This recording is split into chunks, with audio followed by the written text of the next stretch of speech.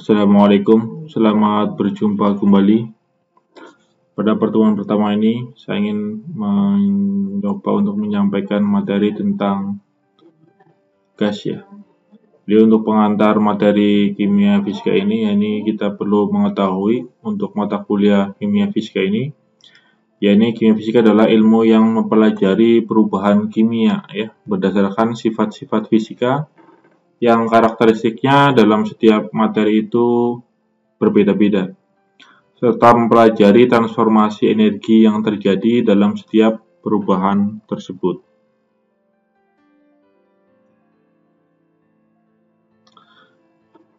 Di pendahuluannya, jadi materi itu kan dapat mengalami perubahan wujud ya, karena pengaruh temperatur ataupun pengaruh dari pressure atau tekanan ya.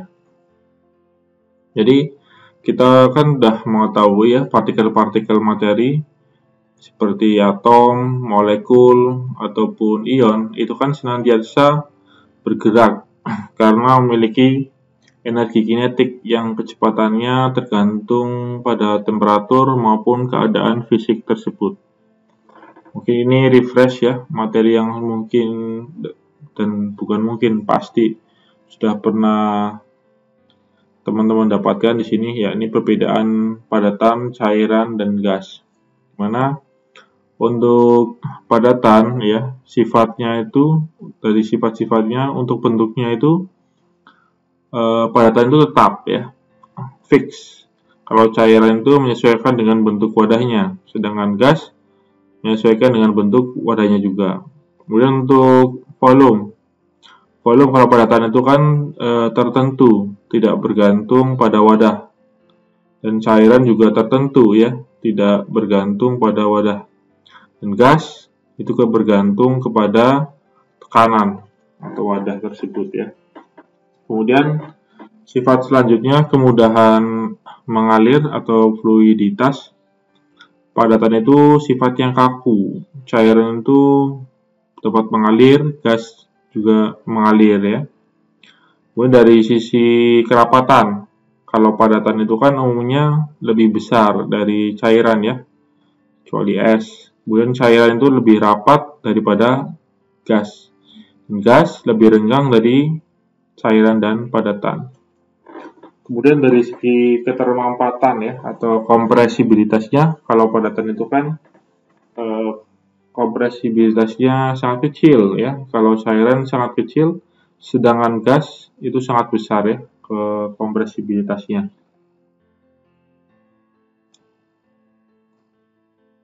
Oke, kita ke persamaan gas ideal ya. Jadi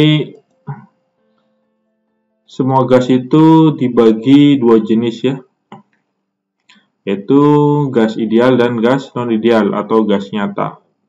Dimana gas ideal adalah secara sempurna mengikuti hukum-hukum gas ya. Sedangkan gas nyata itu kan hanya mengikuti hukum-hukum gas pada tekanan rendah dan suhu yang relatif tinggi ya.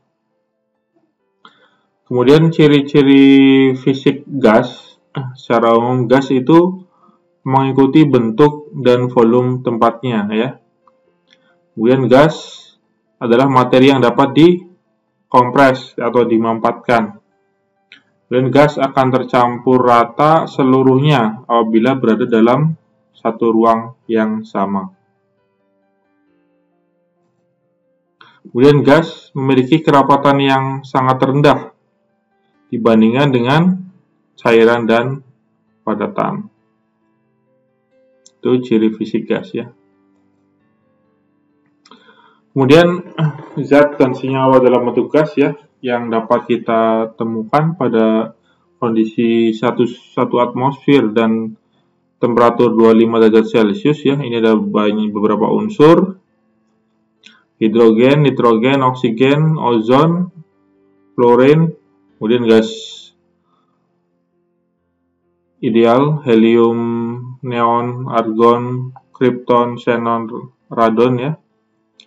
Kemudian senyawa, hidrogen fluoride, hidrogen klorid, hidrogen bromid, nitrogen oxide, dan seterusnya ya, sampai hidrogen cyanide ya, itu beberapa zat yang didapatkan dalam bentuk gas pada kondisi 1 atmosfer dan 25 derajat Celcius.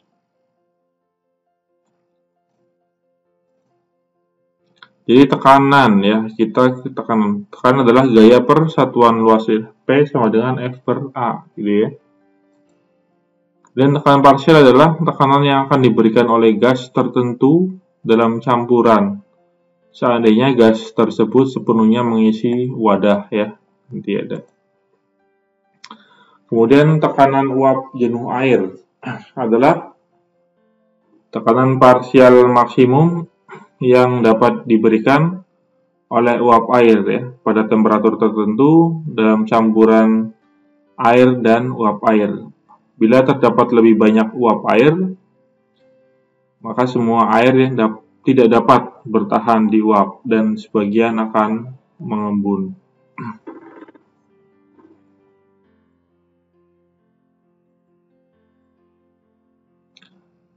Gas ideal adalah kumpulan molekul dengan gerakan acak yang berkesinambungan dengan kecepatan bertambah jika temperatur dinaikkan ya. Kemudian tidak mengalami tarik-menarik atau tolak-menolak karena molekul-molekul gas terpisah jauh satu dengan yang lain, kecuali selama tabrakan dan bergerak tidak bergantung satu sama lain ya. Kemudian keadaan gas itu ditentukan juga oleh sifat dasarnya ya, yaitu misal tekanan ini kan tadi udah disebutkan F per A ya, F per A. Kalau kita melihat satuannya 1 Pascal, 1 bar, 1 atmosfer. 1 atmosfer itu kalau dikonversi ke kilopascal ya, 1 bar ke kilopascal 100. Kemudian 1 atmosfer ke kilopascal 101,33, kemudian 1 atmosfer ke 760 mmBg. Ini merupakan satuan yang sering kita jumpai. Kemudian volume. Kemudian jumlah mol dan temperatur. Ini keadaan gas yang perlu diketahui ya, sifat dasarnya. Ini temperatur misal dari Celcius menuju Kelvin, jadi dengan ditambahkan 273 Kelvin ya. Kemudian persamaan keadaan gas menghubungkan variabel volume, mol, pressure dan temperatur ya pastinya.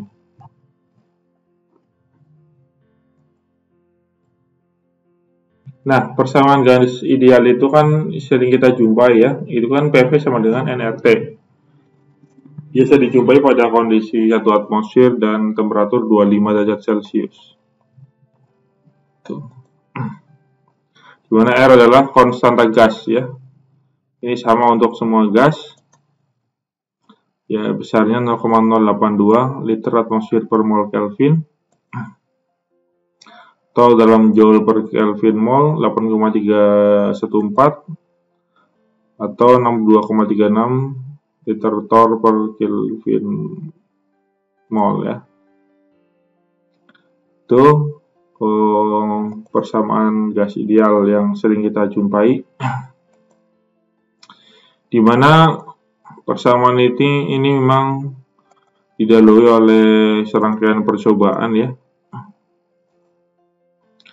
Yang pertama oleh Boyle ya, oleh Robert Boyle pada tahun 1627. Beliau lahir sampai 1691 dari Irlandia. Itu dalam percobaannya dia menyimpulkan P itu sebanding dengan 1/V ya. Ini berarti tekanan dan volume itu berbanding terbalik ya apabila mol dan temperaturnya konstan atau tidak berubah. Contohnya P naik dan V turun. Dari sini percobaan ini yang dia lakukan itu hubungan antara tekanan dan volume itu berbanding terbalik ya di sini. Mana ini hubungan tekanan terhadap volume gas. Ini T1, T2, T3. Di mana T1 ini lebih besar daripada T2 dan T2 lebih besar dari T3 ya. Dia menyimpulkan P1 V1 sama dengan P2 V2 ya. Karena P adalah volume biasa dalam satuan meter kubik biasanya, kemudian P adalah tekanan. Jadi pada suhu konstan atau tidak berubah ini hukum Boyle ya. P1 V1 sama dengan P2 V2.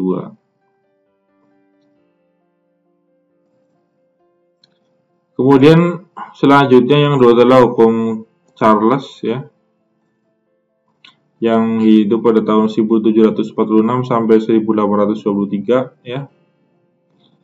Jadi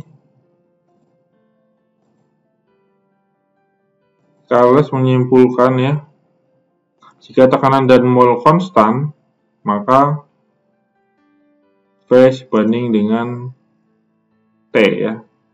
V dan T berbanding lurus maksudnya. Sehingga disimpulkan V1 per T1 sama dengan V2 per T2 ya. Jika suhu gas bertambah, maka volume gas pun bertambah. Sebaliknya, ketika suhu gas berkurang, maka volume gas juga berkurang. Secara grafis, hukum Charles dapat digambarkan di gambar ini ya. Volume, ini suhu, dan kalau ditarik garis ya akan menuju ke min 273,15 derajat Celcius ya. Itu ini ya kesimpulan dari percobaan Charles menghasilkan hukum Charles. Kemudian yang ketiga hukum Gay-Lussac ya, dimana dari percobaan Joseph Louis Gay-Lussac menghasilkan kesimpulan jika mol dan volume konstan ya, maka pressure sebanding dengan temperatur ya, atau P dan T berbanding lurus, sehingga bisa diwakilkan oleh persamaan P1 per T1 sama dengan P2 per T2 ya.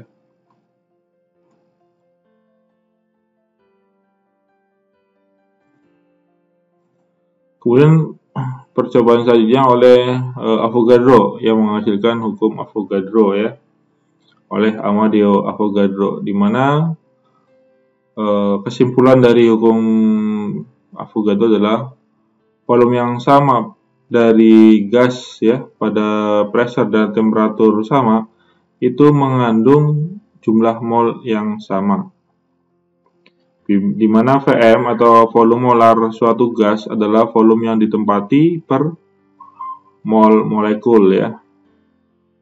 Jadi Vm atau volume molar sama dengan V per N ya. Kemudian volume molar sama dengan RT per P ya.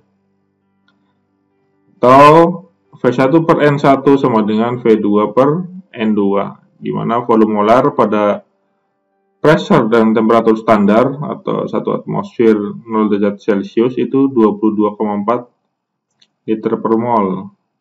Pada pressure temperatur kamar pada 1 bar 25 derajat Celcius itu 24,79 liter per mol. Itu kesimpulan dari Avogadro. Hukum gas ideal ya. Jadi tekanan yang dilakukan oleh campuran gas ideal adalah jumlah tekanan yang dilakukan oleh masing-masing gas tersebut. Ini ya, yang masing-masing menempati volume yang sama. Ini adalah hukum yang kelima dari Dalton ya, tentang hukum tekanan parsial. Jadi misal ini PA, NA, RT per V atau PB, pressure gas B, itu jumlah mol B kali RT per V ya. Ini adalah tekanan yang dilakukan oleh campuran gas ideal ya.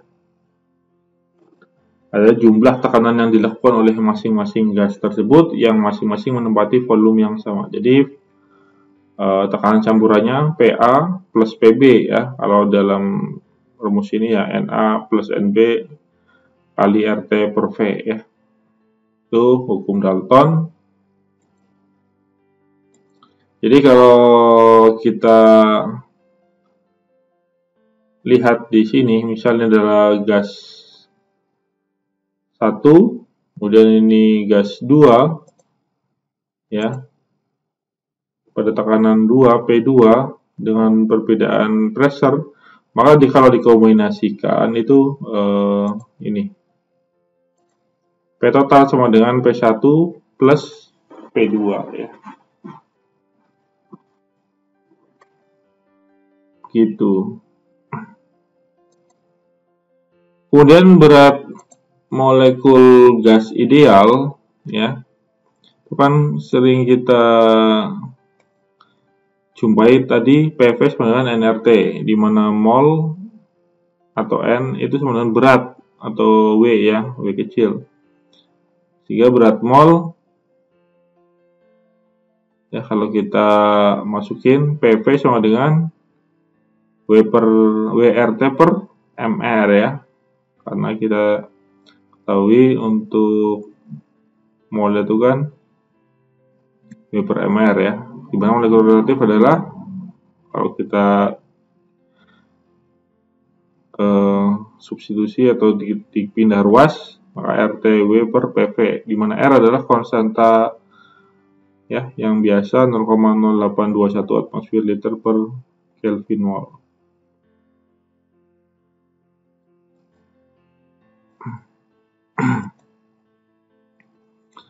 Dan teori kinetik molekul gas. Jadi ini secara umum gas itu terdiri atas molekul-molekul yang bergerak random ya, tidak terdapat tarikan, gaya tarik ataupun gaya tolak antar molekul gas.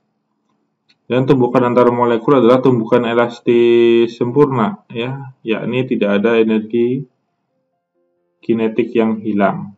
Itu teori kinetik gas. Kemudian bila dibandingkan dengan volume yang ditempati gas, maka volume real molekul gas dapat diabaikan.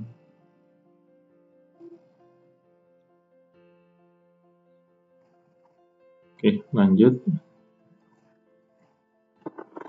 Sifat-sifat gas nyata ya. Kita beralih ke gas nyata, tadi gas ideal ya. Jadi gas nyata itu punya sifat volume molekul gas nyata tidak dapat diabaikan ya.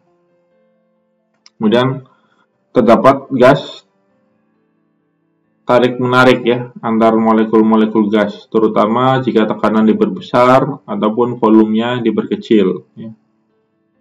Dan adanya interaksi atau gaya tarik-menarik tersebut antar molekul gas nyata yang sangat kuat itu dapat menyebabkan gerakan molekulnya tidak lurus dan tekanan ke dinding menjadi kecil, lebih kecil daripada gas ideal.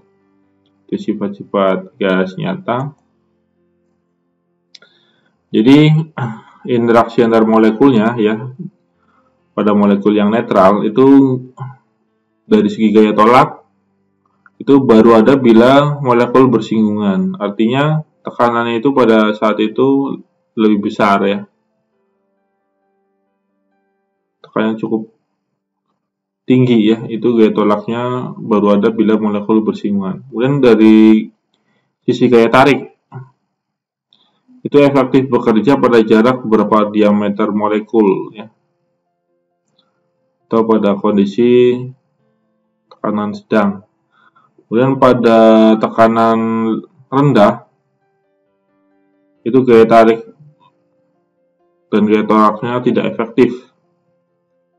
Tidak ada interaksi antar molekul gas ya, atau sama dengan gas ideal ya. Kemudian dari kompresi gas pada tekanan yang cukup tinggi ya, gas ideal itu lebih mudah dikompresi karena tidak ada interaksi antar molekul. Kemudian pada temperatur sedang itu gas real atau gas nyata lebih mudah dikompresi karena gaya atraktif yang bekerja. Kemudian dari gas nyata adalah faktor kompresibilitas atau Z ya. Dimana Z ini sama dengan Vm kali P per RT ya, atau Z sama dengan V per M per V ideal ya. Jadi kita bisa lihat Z adalah kalau sama dengan 1 itu merupakan gas ideal ya. Kalau Z-nya 1, artinya volume molar per volume ideal 1 ya. Kalau Z tidak sama dengan 1, artinya gas tersebut tidak ideal atau gas nyata ya.